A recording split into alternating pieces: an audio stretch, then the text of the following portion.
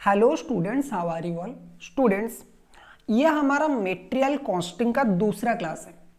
पहले क्लास में हम लोगों ने क्या कवर किया था सर? पहले क्लास में हम लोगों ने कवर किया था कि मटेरियल कॉस्ट क्या होता है, different types of material cost हमने कवर किया था। डायरेक्ट मटेरियल कॉस्ट क्या होता है, इनडायरेक्ट मटेरियल कॉस्ट क्या होता है।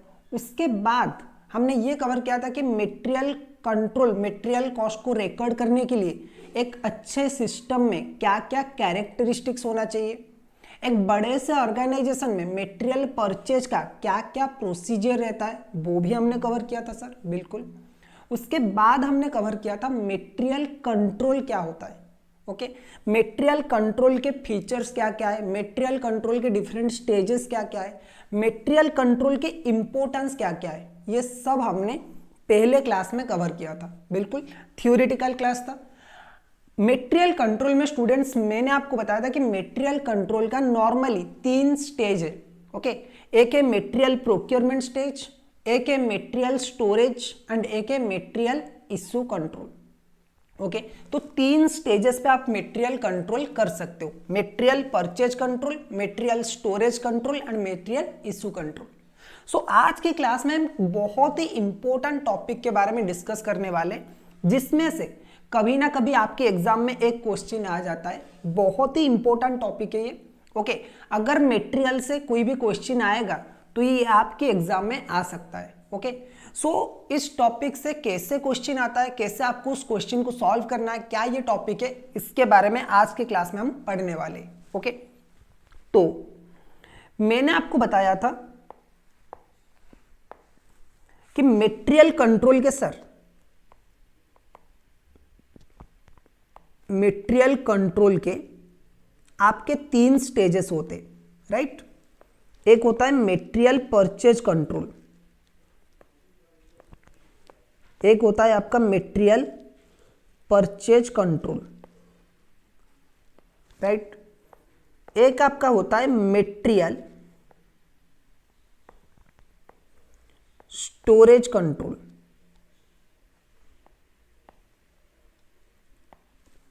एक होता है आपका मटेरियल यूसेज कंट्रोल, राइट। तो ये आपके बेसिकली 3 स्टेजेस है मटेरियल कंट्रोल के, राइट। ये आपके बेसिकली 3 स्टेजेस है मटेरियल कंट्रोल के।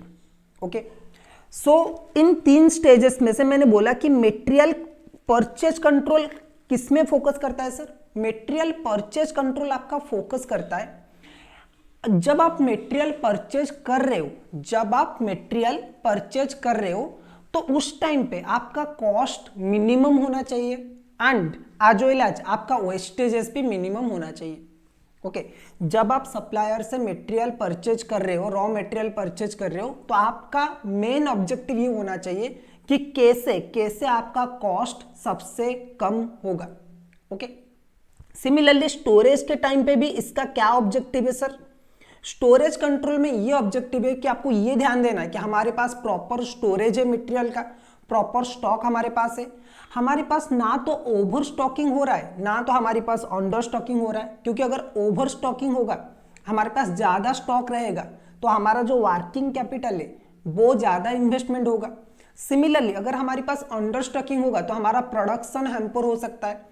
इसी वजह से हमें ये स्टोरेज कंट्रोल में ध्यान रखना है कि स्टोरेज का जो कॉस्ट है वो भी कम हो, उसके साथ साथ हमारे पास जो भी sufficient quantity of raw material हमारी प्रोडक्शन के लिए चाहिए वो भी हमारे पास स्टोर होके रहना चाहिए। ये स्टोरेज कंट्रोल का बेसिकली मेन ऑब्जेक्टिव है। सिमिलरली मटेरियल इशू कंट्रोल का अगर हम ऑब्जेक्टिव बात करें तो मटेरियल इशू कंट्रोल का ऑब्जेक्टिव क्या है सर? बहुत ही आसान है। ये बोलता है कि आपको इतना मटेरियल, जो भी रिक्विजाइड क्वांटिटी का मटेरियल है वो ही आपको इशू करना है, चाहे वो प्रोडक्शन डिपार्टमेंट हो, चाहे वो किसी और डिपार्टमेंट हो। ठीक है, तो अगर आप इससे ज्यादा मटेरियल इशू करोगे तो 2 चीजें हो सकता है। एक तो वो मटेरियल वेस्टेजेस हो जाएगा, एक तो मटेरियल का प्रॉपर यूटिलाइजेशन नहीं होगा एंड प्रोडक्ट का कॉस्ट इंक्रीज होगा। इसी वजह से मटेरियल इशू कंट्रोल जो है या फिर यूसेज कंट्रोल है, वो ये बोलता है कि आपको मटेरियल कैसे सही तरीके से यूज करना है, राइट। ओके, तो मटेरियल परचेज कंट्रोल की अगर सर हम बात करें तो मटेरियल परचेज कंट्रोल में हमें ये देखना है कि हमारा जो परचेज का कॉस्ट है वो सबसे कम होना चाहिए। तो सर एक बात बताइए, कौन कौन से वो कॉस्ट है जो परचेज के टाइम पे रिलेट होते? Cost which are incurred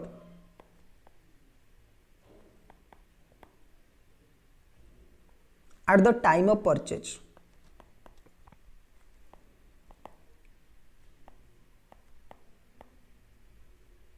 sir ऐसे कौन से कॉस्ट है जो कि परचेज के टाइम पे, रॉ मटेरियल की परचेज के टाइम पे यूज होते?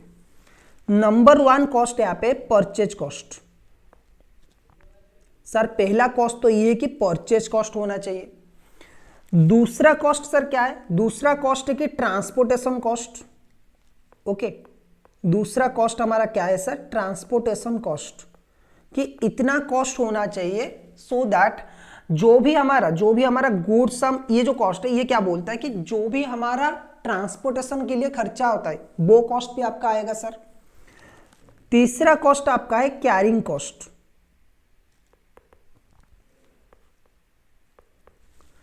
सर देखिए, जब भी हम रॉ मटेरियल परचेज करेंगे हमारा ये बेसिकली 3 खर्चा होगा। नंबर 1 आपका परचेज कॉस्ट। परचेज कॉस्ट आपका क्या बोलता है? परचेज कॉस्ट आपका बोलता है कि जो भी आप रॉ मटेरियल खरीद रहे हो, जो भी कॉस्ट है, जो भी कॉस्ट आप पे कर रहे हो, परचेज कॉस्ट क्या है? जो भी कॉस्ट आप पे कर रहे हो सप्लायर को फॉर परचेजिंग रॉ मटेरियल। उसके बाद आता है ट्रांसपोर्टेशन कॉस्ट।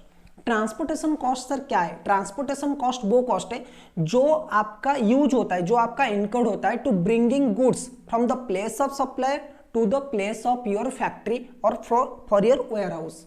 आप सप्लायर की लोकेशन से लेके आपकी फैक्ट्री तक लाने में जो भी आपका खर्चा हो रहा है वो क्या है? ट्रांसपोर्टेशन कॉस्ट में आएगा। उसके बाद आता है कैरिंग कॉस्ट। एक बार अगर आपने रॉ मटेरियल अगर आप सप्लायर से खरीदते हो तो उसके बाद उसे स्टोर करके रखना है ना आपको, उसे आपको अच्छे जगह पे स्टोर करके रखना है जब तक वो प्रोडक्शन प्रोसेस में यूज ना हो जाए, तो उसका जो कॉस्ट है वो आएगा आपका कैरिंग कॉस्ट। तो सर हमें इतना गुड्स परचेज करना है जहां पे ये तीनों cost, purchase cost, transportation cost and carriage cost, ये तीनों कॉस्ट सबसे कम से कम होना चाहिए। जहां पे ये तीनों कॉस्ट कम से कम होंगे वो यूनिट हमें परचेज करना चाहिए। सर ऐसा कोई यूनिट है क्या? इसी के बारे में स्टूडेंट्स हम आज की क्लास में डिस्कस करने वाले, जिसका नाम है इकोनॉमिक ऑर्डरिंग क्वांटिटी। जो सबसे इंपॉर्टेंट टॉपिक है मटेरियल चैप्टर में वो है यही टॉपिक जिसका नाम है इकोनॉमिक ऑर्डरिंग क्वांटिटी। सर क्या ये क्वांटिटी? ये इकोनॉमिक ऑर्डरिंग क्वांटिटी, और इसे शॉर्ट में हम ईओक्यू भी बोलते हैं। ये इकोनॉमिक ऑर्डरिंग क्वांटिटी क्या है? इकोनॉमिक ऑर्डरिंग क्वांटिटी वो ऑर्डर साइज है जहां पे आपका टोटल ऑर्डरिंग कॉस्ट एंड आपका टोटल कैरिंग कॉस्ट दोनों सबसे कम होंगे।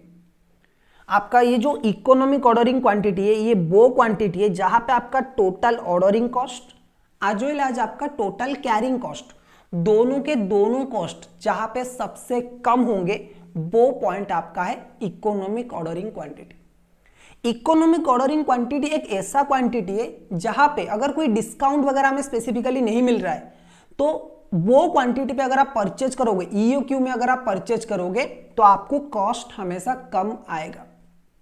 सर एक बात बताइए कि ये ऑर्डरिंग कॉस्ट क्या होता है एंड ये कैरिंग कॉस्ट क्या होता है, जरा डिटेल में हमें बताइए। बिल्कुल, ऑर्डरिंग कॉस्ट का मतलब है, ऑर्डरिंग कॉस्ट का मतलब है कि वो कॉस्ट, जो कॉस्ट आपका इनकर्ड होता है, वो कॉस्ट जो आपने इनकर्ड किया है, जो आपने खर्चा किया है टू ब्रिंगिंग द गुड्स और to bringing the raw material from the place of supplier to the place of your factory outlet और योर गोडाउन। आपकी जो सप्लायर है, सप्लायर की लोकेशन से आपके गोडाउन तक लाने में जितना भी खर्चा हुआ है और जो भी खर्चा हुआ है वो सब आपका कैरिंग कॉस्ट में आ जाएंगे। तो सर कैरिंग कॉस्ट में कौन कौन से खर्चे आएंगे आपका देख लीजिए एक बार। सॉरी, ऑर्डरिंग कॉस्ट, वो सारे के सारे कहां पे आएंगे? ऑर्डरिंग कॉस्ट पे आएंगे। तो ऑर्डरिंग कॉस्ट का मतलब क्या है सर? जो भी आपका कॉस्ट इनकर्ड हो रहा है, ordering cost are the costs which are associated with the purchase or order of materials such as cost to invite quotation, documentation work like preparation of the purchase order, employees cost directly attributable to the production और procurement of the material, transportation cost and inspection cost. Sir ordering cost का मतलब क्या है? वो सारे खर्चे हमारे, जो खर्चे हम रॉ मटेरियल को सप्लायर के यहां से, सप्लायर की लोकेशन से हमारी फैक्ट्री तक लाने में खर्चा कर रहे हैं। तो इसमें कौन कौन से खर्चे होंगे? नंबर 1, जब हम टेंडर क्या करेंगे, टेंडर के लिए इन्विटेशन देंगे ना, जब आप टेंडर निकालेंगे रॉ मटेरियल की परचेज के लिए, जैसे हमने परचेज रिक्विजिशन, परचेज प्रोसीजर में हमने ये पढ़ा था कि हर एक ऑर्गेनाइजेशन में ना मटेरियल को परचेज करने के लिए, मटेरियल प्रोक्योरमेंट के लिए एक प्रॉपर स्टेप होता है, एक प्रॉपर प्रोसीजर होता है। पहले जो इंजीनियरिंग डिपार्टमेंट होते हैं या फिर जो प्लानिंग डिपार्टमेंट होते हैं, वो क्या करते हैं, पहले वो डिपार्टमेंट डिजाइन बनाते और हमारी जो रॉ मटेरियल की नीड है वो आइडेंटिफाई करते हैं। हमें कौन सी क्वांटिटी का रॉ मटेरियल चाहिए, कितने क्वालिटी का चाहिए, कौन सी क्वालिटी कौन सी क्वांटिटी का चाहिए, वो निकालते, राइट। उसके बाद हमें क्वांटिटी डिसाइड करना होता है, कितना क्वांटिटी हम परचेज करेंगे। उसके बाद टॉप लेवल से हमें बजट अप्रूवल होता है। उसके बाद हम टेंडर के लिए अप्लाई करते हैं, राइट। तो हम जो टेंडर के लिए अप्लाई करेंगे उसके लिए हमें खर्चा तो सर लगेगा। कॉस्ट टू इनवाइट कोटेशन, जब हम डिफरेंट सप्लायर की कोटेशन लेते तो उसके लिए हमें खर्चा तो आएगा। न्यूज़पेपर वगैरह में हमें टेंडर के लिए ऐड भी देना पड़ेगा, तो उसका जो कॉस्ट है वो आएगा। उसके बाद एक बार हमारा सप्लायर फिक्स हो गया, एक बार हमने सप्लायर आइडेंटिफाई कर लिया, उसके बाद उसके साथ हम नेगोशिएशन करेंगे, उसके साथ हम डॉक्यूमेंटेशन काम करेंगे, पेपर वर्क वगैरह जो भी है वो हम करेंगे। तो परचेज ऑर्डर बनाने में जो भी कॉस्ट आएगा उसका भी कॉस्ट आएगा ऑर्डरिंग कॉस्ट में। उसके बाद जो भी सर एम्प्लॉइज एंगेज है प्रोक्योरमेंट ऑफ मटेरियल में, यानी कि जब भी आप सप्लायर की यहां से रॉ मटेरियल परचेज करोगे तो सीधा सा पॉइंट है सर कि आपको लोग तो चाहिए ना, जो लोग गुड्स लोड करेंगे एंड आपकी फैक्ट्री में उसे अनलोड करेंगे, तो उनका जो सैलरी है वो क्या है, वो भी ऑर्डरिंग कॉस्ट में आएगा। उसके बाद जो सबसे मेन खर्चा है वो है ट्रांसपोर्टेशन का, गाड़ी का जो भाड़ा है, गाड़ी का जो चार्जेस है, गाड़ी का जो, जिस गाड़ी में आप रॉ मटेरियल लाओगे ना, जिस व्हीकल में आप लाओगे उसका भी तो भाड़ा है ना, वो भी तो आपको पे करना है, उसके charges. Okay. Inspection cost, supplier ने हमें प्रॉपर रॉ मटेरियल दिया है या फिर नहीं दिया है, हम जिस क्वालिटी का चाहते थे वही रॉ मटेरियल हमें सप्लाई हुआ है, वो जो क्वांटिटी चाहते हैं उस क्वांटिटी का हुआ है, तो ये सारे इंस्पेक्शन करने के लिए अगर कुछ खर्चा हुआ है तो वो भी आपका ऑर्डरिंग कॉस्ट में आएगा। सिंपल लैंग्वेज में ऑर्डरिंग कॉस्ट स्टूडेंट्स क्या है, वो सारे खर्चे जो आप बियर करते हो, जो आप इनकर्ड करते हो to bringing raw material from the place of supply to your own factory outlet और फॉर योर गोडाउन। ओके, आपके गोडाउन तक लाने में जो आपने खर्चा किया है या फिर आपकी फैक्ट्री तक लाने में जो आपने खर्चा किया है वो आपका ऑर्डरिंग कॉस्ट है। सर उसके बाद हमें बताइए कैरिंग कॉस्ट क्या होता है। कैरिंग कॉस्ट का मतलब स्टूडेंट होता है कि अगर आप एक रॉ मटेरियल को एक बार सप्लायर से ले आए ना, सप्लायर से अपनी फैक्ट्री तक ले आए, तो ये आपकी अब रिस्पॉन्सिबिलिटी है, ये आपको ध्यान से रखना है कि उस मटेरियल को आपको प्रॉपरली स्टोर करके रखना है जब तक वो प्रोडक्शन प्रोसेस में यूज ना हो जाए। हमने रॉ मटेरियल सप्लायर के यहाँ से ले आए, लेकिन अब उसे हमें स्टोर करके रखना है प्रॉपरली, प्रॉपर सिक्योरिटी के साथ हमें स्टोर करके रखना है, सो दैट जब वो प्रोडक्शन में यूज हो तब तक के लिए वो सेफ रहे, वो वेस्टेज, उसका कोई वेस्टेजेस ना हो, राइट। बिल्कुल। तो कैरिंग कॉस्ट का मतलब क्या है, जो भी कॉस्ट आप इनकर्ड करते हो टू होल्डिंग और carrying the inventories in the store, आपके गोडाउन में इन्वेंट्रीज को स्टोर करके रखने के लिए आपने जो भी खर्चा किया है वो आपका कैरिंग कॉस्ट में आएगा। तो सर क्या क्या खर्चा होता है, देखिए पहला तो खर्चा होता है कि जो भी अपने वर्किंग कैपिटल में इन्वेस्टमेंट किया है उसका जो कॉस्ट है। सपोज स्टूडेंट्स मैंने 10 लाख रुपए का रॉ मटेरियल खरीदा, राइट, मैंने 10 लाख रुपए का रॉ मटेरियल खरीदा, ये 10 लाख मेरा तब तक के लिए बंद है, ये 10 लाख मेरा तब तक के लिए फंसे हुए हैं जब तक वो रॉ मटेरियल मैं फाइनल प्रोडक्ट में, प्रोडक्शन में यूज ना कर लूं और वो प्रोडक्ट को मैं बेच ना लूं। ये 10 लाख तब तक मेरे पास नहीं आएंगे।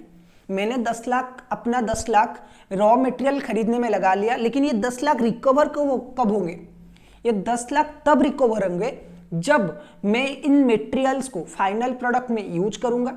उसके बाद जब मैं इन्हें क्या करूंगा, जब वो फाइनल प्रोडक्ट को मैं कस्टमर को, अल्टीमेट कस्टमर को सेल करूंगा और वहां से मेरे पैसे आएंगे।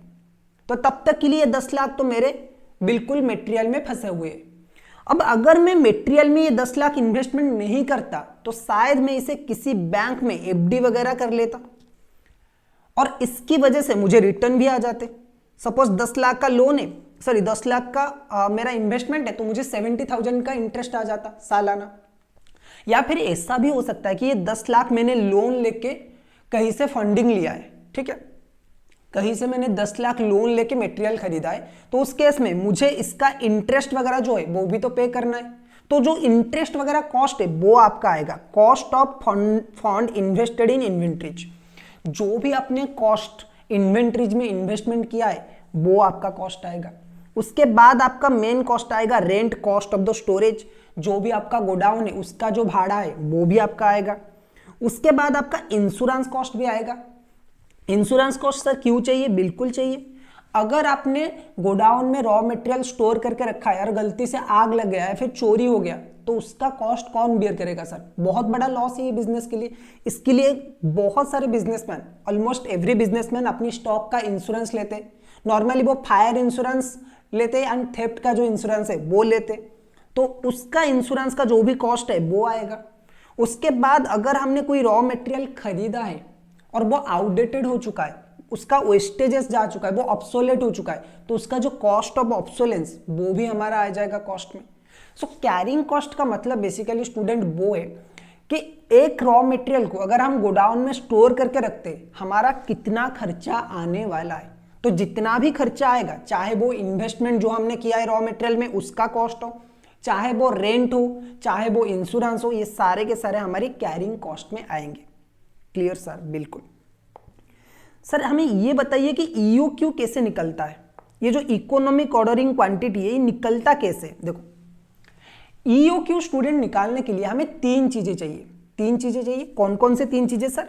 पहले हमें चाहिए कि हमारी पूरे साल भर में कितना रॉ मटेरियल यूज होगा, यानी कि हमारा एनुअल डिमांड कितना है और हमारा एनुअल रिक्वायरमेंट कितना है। क्योंकि हम क्या कर रहे हैं, हम एक ऐसा यूनिट निकाल रहे हैं, हम ये निकाल रहे हैं कि हम कितना परचेज करेंगे एक बार में, सो दैट हमारा जो कॉस्ट है वो सबसे कम आएगा। तो इसके लिए हमें पहले तो पता होना चाहिए ना सर कि हमें खरीदना पूरे साल भर में कितना खरीदना है, पूरे साल भर में हमें कितना खरीदना है ये हमें पता होना चाहिए। तो उसके लिए हम क्या करेंगे, हमारा एनुअल डिमांड जो है वो पहले निकाल लेंगे। इसे ए हम शॉर्ट में बोलते हैं। It represent the demand for the raw material और द इनपुट फॉर ईयर। पूरे साल में हमारा कितना रॉ मटेरियल लगने वाला है वो हम निकाल लेंगे, राइट। उसके बाद आता है कॉस्ट पर ऑर्डर। ओके, उसके बाद हमें जो दूसरा पॉइंट चाहिए वो चाहिए ओ चाहिए हमें। ओ का मतलब क्या है? ऑर्डरिंग कॉस्ट पर ऑर्डर, यानी कि एक बार ऑर्डर करने के लिए हमारा कितना ऑर्डरिंग कॉस्ट या फिर कितना खर्चा होगा। ओके, उसके बाद हमें जो तीसरा पॉइंट चाहिए वो चाहिए सी का मतलब है कैरिंग कॉस्ट पर यूनिट। एक रॉ मटेरियल को, एक यूनिट ऑफ रॉ मटेरियल को अगर हम स्टोर करके रखते हैं गोदाम में, तो हमारा कितना खर्चा आता है, पूरे साल में कितना खर्चा आता है, तो वो है वो है carrying cost per unit. Okay, तो हमें तीन चीजें चाहिए। एक हमें चाहिए एनुअल डिमांड कितना है जो है ए, उसके बाद हमें चाहिए कॉस्ट पर ऑर्डर जो है ओ, उसके बाद हमें चाहिए कैरिंग कॉस्ट जो है सी। ये तीन चीजें हमें चाहिए, इसके बाद हम ईओक्यू निकाल सकते हैं। तो सर ईओक्यू का फॉर्मूला क्या है? ईओक्यू का फॉर्मूला स्टूडेंट है 2AO, यानी कि annual demand into ordering cost divided by C, इसका whole root over. Okay sir, एक बात बताइए, ये फॉर्मूला आया कैसे? इस फॉर्मूला का कोई डेरिवेशन तो होना चाहिए ना सर। इस फॉर्मूला का कोई डेरिवेशन तो होना चाहिए। ये फॉर्मूला ऐसे ही हवा में तो नहीं आया है, कोई ना कोई तो इस फॉर्मूला को निकाला होगा। बिल्कुल सर। तो सर इसका डेरिवेशन कैसे आया? बिल्कुल स्टूडेंट्स, मैं आपको इसका डेरिवेशन बताने वाला हूं। ओके, लेकिन कैसे आया इसका फॉर्मूला, कैसे कैलकुलेट हुआ, कैसे ये फॉर्मूला 2AO/C आया, ये सब कुछ मैं आपको बताने वाला हूं। मेरे क्लास में आपको कोई भी फॉर्मूला रटने की जरूरत नहीं है जैसे आप पहले करते थे। अगर आप ये क्लास देख रहे हो तो आपको क्या करना है, हर एक फॉर्मूला का लॉजिक मैं बताने वाला हूं क्लास में, ठीक है। आपको बस ध्यान से क्लास को देखना है, ठीक है, बिल्कुल। सर हम इसका कंप्यूटेशन करेंगे क्या? सर बिल्कुल करेंगे ना, अभी थोड़ी देर में हम इसका कंप्यूटेशन करने वाले, लेकिन उससे पहले हम थोड़ा सा अजम्पशंस के बारे में डिस्कस कर लेते। ओके सर, ये अजम्पशंस क्या है सर? ये assumptions basically students, 1 minute. Okay, ये मैंने आपको बताया था पहले क्लास में कि कॉस्ट अकाउंटिंग जो है वो कुछ अजम्पशंस के ऊपर बेस है। जो भी कॉस्ट अकाउंटिंग में फॉर्मूलाज है, जो भी कॉस्ट अकाउंटिंग में कोई भी इक्वेशन है, कोई भी फॉर्मूला है या फिर कोई भी टेक्निक है, वो बेसिकली एक एजम्पशन के ऊपर बेस है। सर ऐसा क्यों? क्योंकि देखो स्टूडेंट्स, जो भी ऑर्गेनाइजेशंस ये कॉस्ट अकाउंटिंग मेथड्स यूज करते हैं ना, वो प्रैक्टिकली एक और चीजें होता है, प्रैक्टिकली हर चीजें इस फॉर्मूला के हिसाब से नहीं चलेगा। ठीक है, जब भी आप फॉर्मूला निकालते हो ना, तो आप क्या करते हो, आप कुछ सर्टन बेसिस पे निकालते हो उसे। ओके, तो इस वजह से एजम्पशंस जरूरी है कि हाँ कुछ चीजें होना चाहिए तभी ये फॉर्मूला काम करेगा।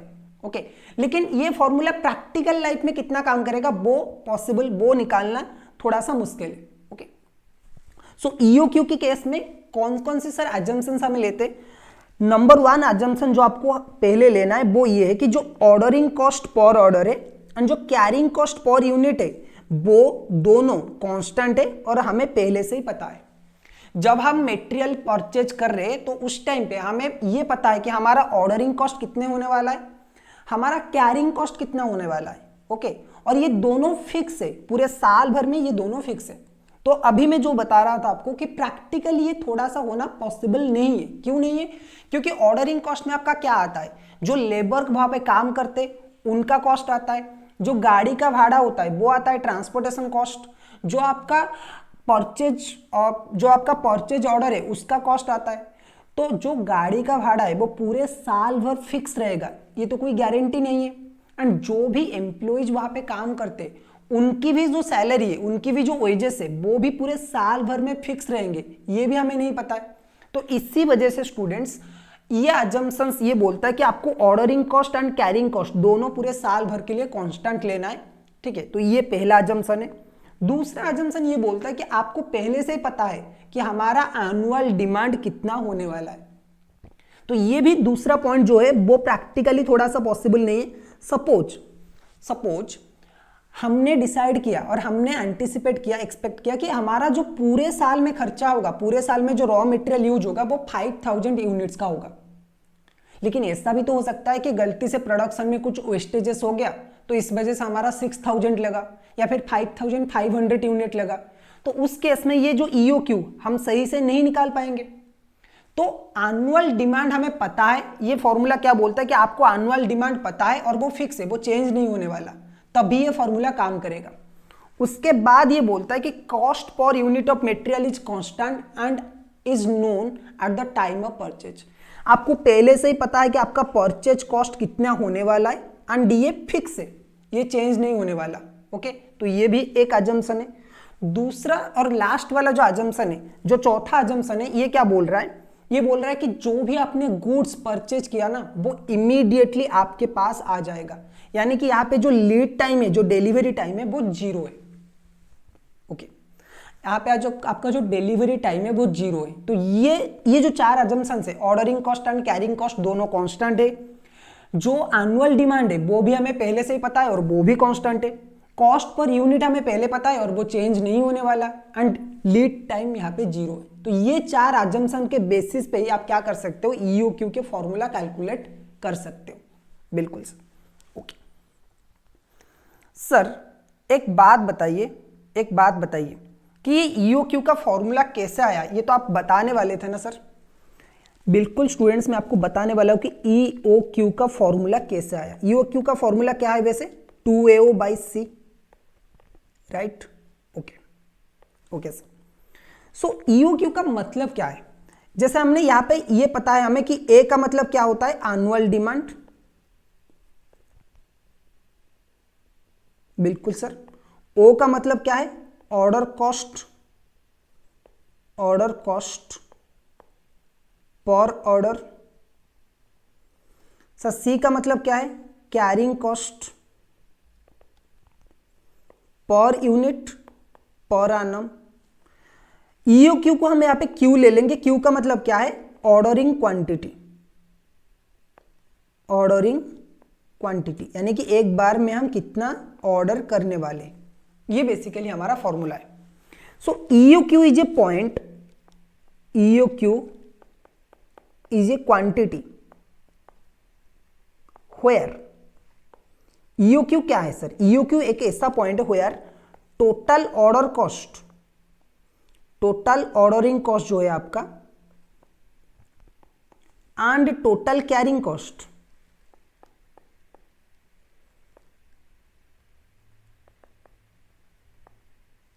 Total ordering cost and total carrying cost, ये दोनों बोथ आर मिनिमम, यानी कि आपका टोटल ऑर्डरिंग कॉस्ट एंड आपका टोटल कैरिंग कॉस्ट दोनों क्या है सर? सबसे कम है। जिस भी पॉइंट में आपका दोनों ordering cost and carrying cost सबसे कम है, वो पॉइंट आपका है EOQ, राइट? ओके सर, तो हम ये बोल सकते हैं कि आपका सर टोटल ऑर्डरिंग कॉस्ट कितना है सर? टोटल ऑर्डरिंग कॉस्ट आपका कितना है? टोटल ऑर्डरिंग कॉस्ट पूरे साल भर में सर आपका कितना खर्चा होने वाला है? हम ये बोलेंगे कि नंबर ऑफ ऑर्डर्स, कितना हम ऑर्डर करने वाले एक बार में, प्लस इसे मल्टीप्लाई करेंगे cost per order. Ordering cost sir कैसे निकलेगा? जितना हम साल भर में ऑर्डर करने वाले उसमें मल्टीप्लाई कर लीजिए आप कॉस्ट पर ऑर्डर। सर पूरे साल भर में आप कितना ऑर्डर करने वाले, जितना आपका एनुअल डिमांड है, जितना आपका एनुअल डिमांड है उतना ही तो आप ऑर्डर करोगे, बिल्कुल एनुअल डिमांड। इसको मल्टीप्लाई करिए, इसको आप मेरे साथ साथ लिखते जाइए, ये आपकी नोटबुक में नहीं है, आपके जो नोट्स मिला है आपको इसमें नहीं है, ठीक है? तो इसको आपको एक नोट में लिखना है। मैंने आपको बोला था पहले क्लास में कि आपको 2 नोटबुक कैरी करने, एक में जो भी हम क्लासेस में क्वेश्चन वगैरह जो भी हम क्लासेस में क्वेश्चन सॉल्व करते हैं वो, और जो एक्स्ट्रा नोट है वो लिखना है, और एक क्वेश्चन और एक जो है वो आपका प्रॉपर क्वेश्चन आंसर के लिए नोटबुक रहेगा, बिल्कुल। सो एनुअल डिमांड, इसमें डिवाइड हम क्या करेंगे, नंबर ऑफ ऑर्डर सर कैसे निकलेगा?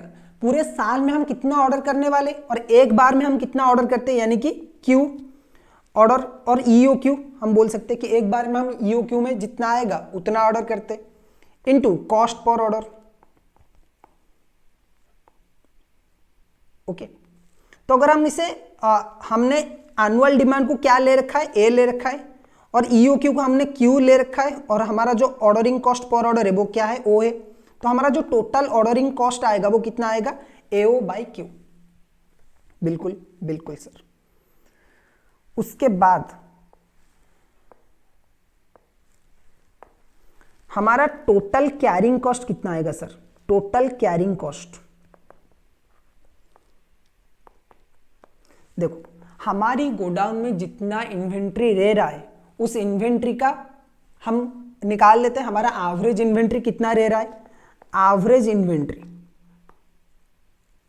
हमारी गोडाउन में एवरेज इन्वेंट्री सर कितना रह रहा है, उसमें हम मल्टीप्लाई करेंगे carrying cost, carrying cost per unit, per unit carrying cost कितना है सर, बिल्कुल। तो एवरेज इन्वेंट्री सर कैसे निकलेगा, देखो हम कितना ऑर्डर कर रहे हैं, हम EOQ ऑर्डर कर रहे हैं, हम एक बार में कितना ऑर्डर कर रहे हैं, EOQ यानी कि Q। ओके, सो सपोज हमारा जो Q है या फिर EOQ है वो कितना है, 500 यूनिट्स, राइट। एक बार में हम 500 ऑर्डर कर रहे हैं, हमारा EOQ आया 500 यूनिट्स। तो हमारे पास सर एवरेज स्टॉक हमेशा कितना रहेगा, स्टार्टिंग डेट में, जिस डेट में हमने ऑर्डर किया और हमें डिलीवरी हो गया गुड्स, तो उस दिन तो 500 होगा, फिर वो 500 का जो लिमिट है वो धीरे धीरे रिड्यूस होते होते 0 हो जाएगा, फिर हम दोबारा ऑर्डर करेंगे। ओके, हमारे पास स्टार्टिंग डेट में जब हमने ऑर्डर प्लेस किया उस दिन हमारे पास ऑर्डर कितना है, क्वांटिटी कितना है, 500 यूनिट्स। फिर उसके बाद धीरे धीरे वो मटेरियल यूज होते जाएगा और एट द एंड वो कितना आ जाएगा, 0 पे आ जाएगा। तो हमारे पास हमेशा कितना रहेगा, जो Q है Q का हाफ रहेगा एवरेज इन्वेंट्री। ओके, एंड हमारा जो कैरिंग कॉस्ट पर यूनिट कितना है, C है, यानी कि हमारा जो फॉर्मूला आ जाएगा वो कितना आ जाएगा, QC/2। सो हमारा टोटल ऑर्डरिंग कॉस्ट कितना है, AO divided by Q, and हमारा जो टोटल कैरिंग कॉस्ट है वो है QC/2।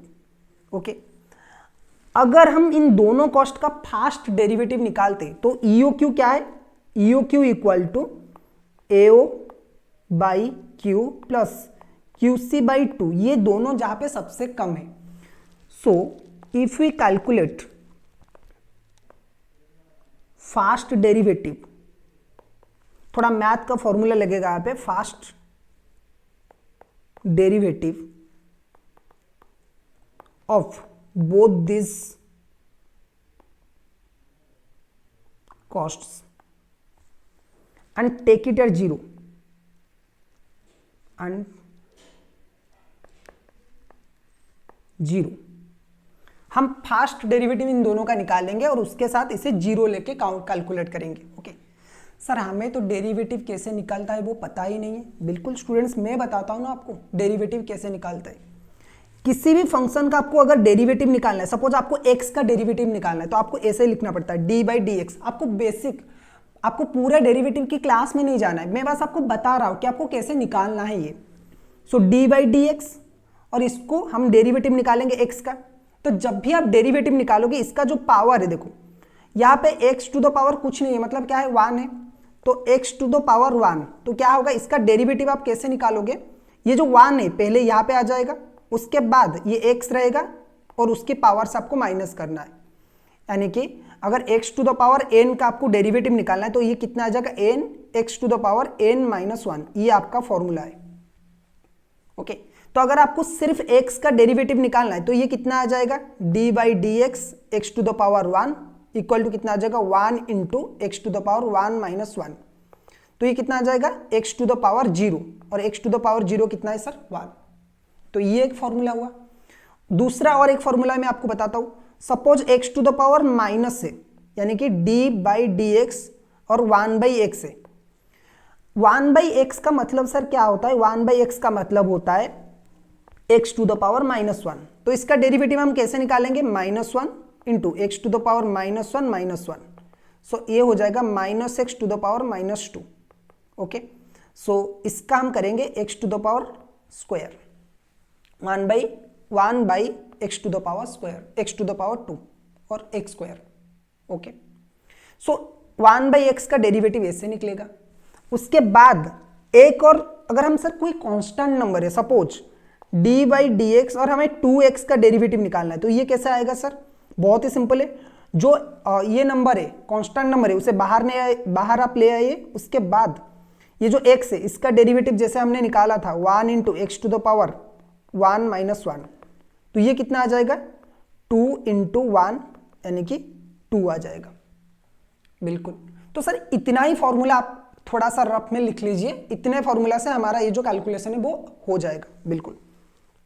तो ये फॉर्मूलाज मैं इरेज कर रहा हूं. ओके, अब हम थोड़ा सा डेरिवेटिव कैलकुलेशन करेंगे अपनी फॉर्मूला का. ओके, तो हम क्या करेंगे, डेरिवेटिव निकालेंगे d बाई डी क्यू. हमें q का डेरिवेटिव निकालना है, तो a बाई क्यू प्लस ये एक है, और ये आ जाएगा d by d q, q to the power c into 2, और ये हम ले लेंगे 0. ओके, तो इसमें अगर हम कांस्टेंट नंबर को निकाल लें तो ao ये कांस्टेंट नंबर है इंटू 1 बाई क्यू प्लस यहाँ पे हम d बाई डी क्यू निकालेंगे, और ये जो c बाई 2 है ये कांस्टेंट नंबर है एंड ये है q.